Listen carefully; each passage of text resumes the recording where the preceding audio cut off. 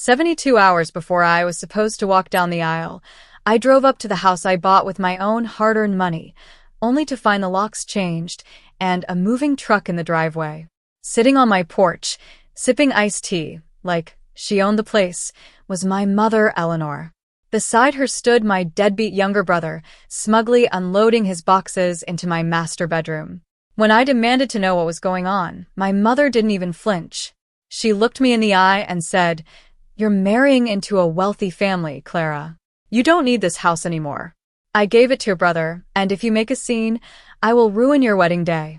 What she didn't know was that my fiancé wasn't just wealthy, he was a ruthless contract attorney, and he had an entirely different plan for her. Welcome back to BT Revenge Tales, where entitled family members learn their lessons the hard way. If you love justice served cold, hit that subscribe button, and let's get into it. My name is Clara, I am 29 years old, and for the past 6 years, I poured every ounce of my energy into building a career as an architectural designer. 5 years ago, I bought a rundown craftsman house on Maple Street. I spent endless weekends restoring original woodwork, rewiring circuits, and paying off 70% of the mortgage with my own savings. My mother, Eleanor, never cared about my achievements.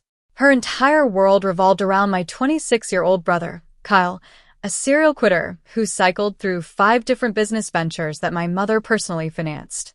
When I stood on my porch 3 days before my wedding, Eleanor handed me a cold smile along with a copy of a fraudulent deed transfer. Months ago, during a family emergency, she had slipped a disguised power of attorney clause into standard medical paperwork I signed. Kyle was already carrying a leather sofa through my front door.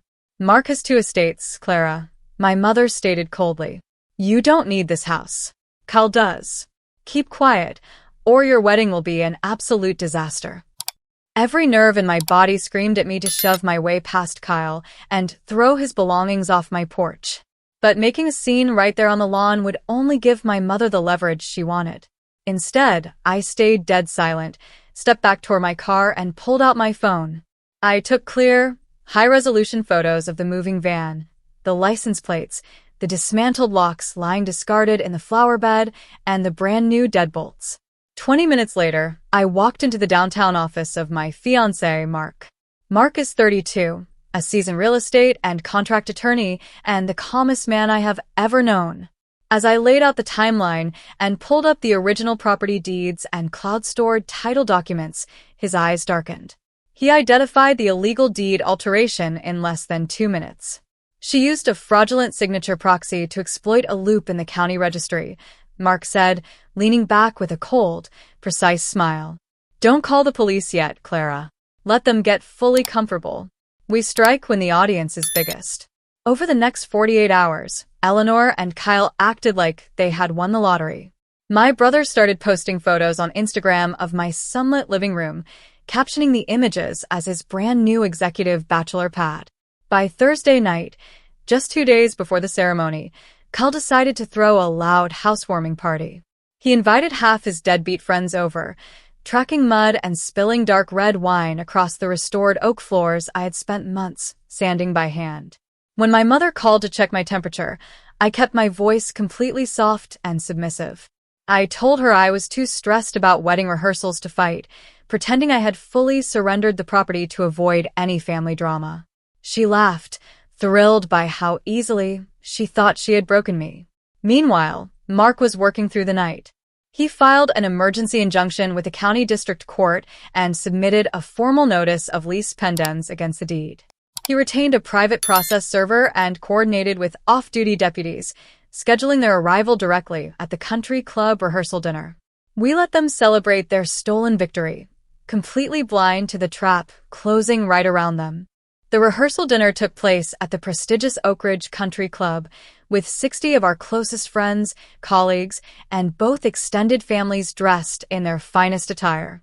Eleanor arrived wearing an extravagant designer gown she definitely couldn't afford, acting like the undisputed queen of the evening. Kyle strutted around the ballroom with a champagne glass in hand, bragging loudly to Mark's corporate partners about his supposed real estate portfolio. Halfway through dinner, Eleanor clinked her crystal glass, stepped to the center of the room, and demanded the floor. She delivered a sickeningly sweet toast, publicly praising my unmatched generosity for gifting my primary residence to Kyle as a brotherly head start in life. Several guests looked confused, while Kyle beamed with arrogant pride. Before Eleanor could step down, Mark stood up with a polished, charming smile and picked up the wireless microphone. "Thank you, Eleanor. We actually prepared a special presentation to honor your extraordinary maternal guidance," Mark announced smoothly. He tapped his tablet, and the massive projector screen lit up behind the head table. Instead of childhood montages, the screen displayed side-by-side forensic comparisons of my forged signature, bank statements proving I paid every penny of the mortgage, and a high-resolution snapshot of Eleanor's fraudulent deed filing. Right on cue, two uniformed process servers entered the dining hall, walked directly up to Eleanor and Kyle, and slapped thick stacks of emergency court summonses onto their dinner plates. The entire room went dead silent. The ballroom exploded into frantic whispers and gasped reactions. Mark's family and my closest friends stared in utter disbelief at the damning legal evidence illuminated on the screen. Eleanor's face drained of every drop of color, turning a sickly gray under the chandelier light.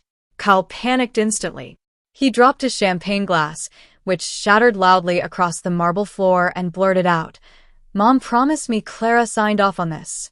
She had her notary friend fudge the stamp. I didn't forge anything." Eleanor spun around, her voice screeching across the silent hall.